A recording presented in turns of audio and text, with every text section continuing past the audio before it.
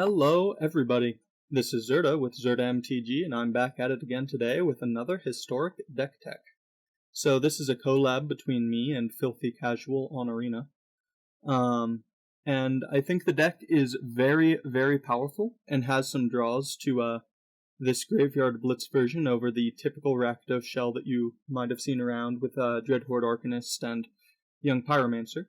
And that main draw being the power of Archfiend's Vessel, combined with Claim to Fame, or Call of the Death Dweller, as well as how good Stitcher's Supplier is in a Cat Oven deck. Just being able to mill the cat lets you play less cats, and you don't have to worry about drawing multiples as often.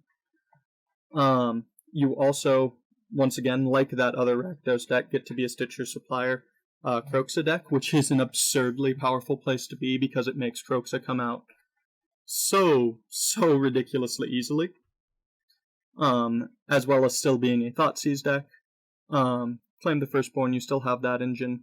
You also get Priest of the Forgotten Gods, though, and a little bit of self-mill from Mire Triton, which I hope you'll see in some of the gameplay in my next video, is an absolute powerhouse. It's not... Well, I guess powerhouse is the wrong way to put it. It's more that its power is way greater than you would expect, given the many synergies it has. And being a Death Touch blocker is actually fairly relevant somehow, but hey, it self-mills us, it sets up our other synergies like Archfiend, Cat Oven, Kroxa, gives us a body to just sack for Priest. It isn't actually embarrassing to reanimate it, at least not with a Call of the Death Dweller if your other card is going to be an Archfiend's Vessel. Claim to Fame, I've done it a few times on Mire Triton before. It's actually really good against mono red decks like that. Just gaining more life, killing another one of their attackers, or eating another burn spell. So honestly, I think this card is a massive overperformer for what I expected when I was putting this together. It was honestly supposed to be a placeholder, but ended up being better than that. Other notable cards, obviously Village Rites is a 4 of here. Just helps us get through the deck. And this Ifnir Dreadlands is supposed to be a Castle Lochwain. Because I don't have the last rare wild card I would need, I'm testing it as a Deadlands, as in whenever I draw an Ifnir Deadlands, I'm like, how would this be if it was a Castle Lochwain? So I see if I actually do want more than one. So far, the answer is yes, I very, very desperately want another Castle Lochwain, and it'll just be there as a visual representation for you at home to see, why you should be playing another Castle Lochwain. It's just a incredibly powerful card.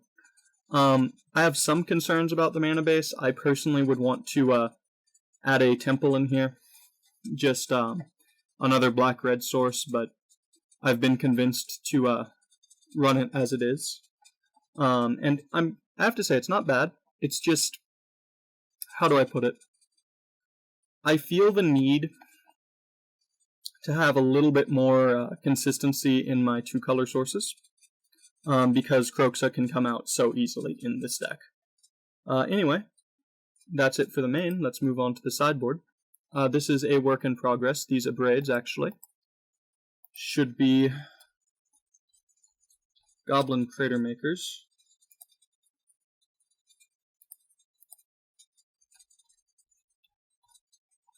There we go.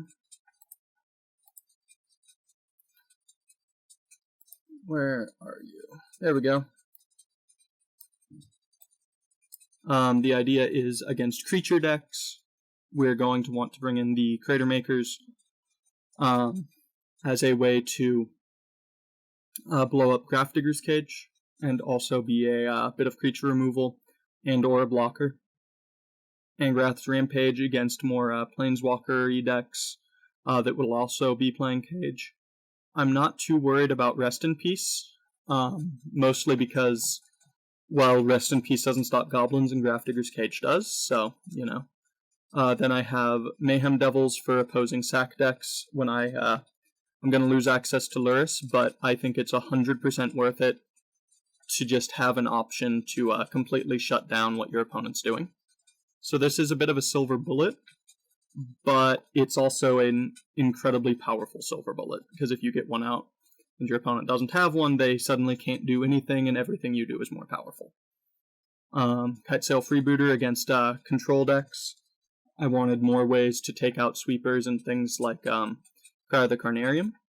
And then against graveyard decks, we have Soul Guide Lantern and Erebos' Intervention to try and stop them on what they're going to be doing. And I do believe that's about all I have to say on it. Angrath's Rampage is basically just here because we need answers to Cage, and to be able to answer Planeswalkers occasionally is pretty nice. Cratermaker is here because, well, you gotta be able to answer creatures. We're not the fastest of decks. Destroying Grafdigger's Cage is incredibly important, and we have plenty of ways to recur it, which is very nice. Honestly, I wouldn't have had this idea if it wasn't for another YouTube channel I was watching, Mason Clark. The guy is incredibly good at Magic and very, very good at content creation. I'd recommend watching him instead of me. He doesn't know that I said that, though, so don't you dare tell him. And yeah, that's about it. Game plan is to try and get down a big creature as fast as possible. And that's it for the deck tech, so see you in the games.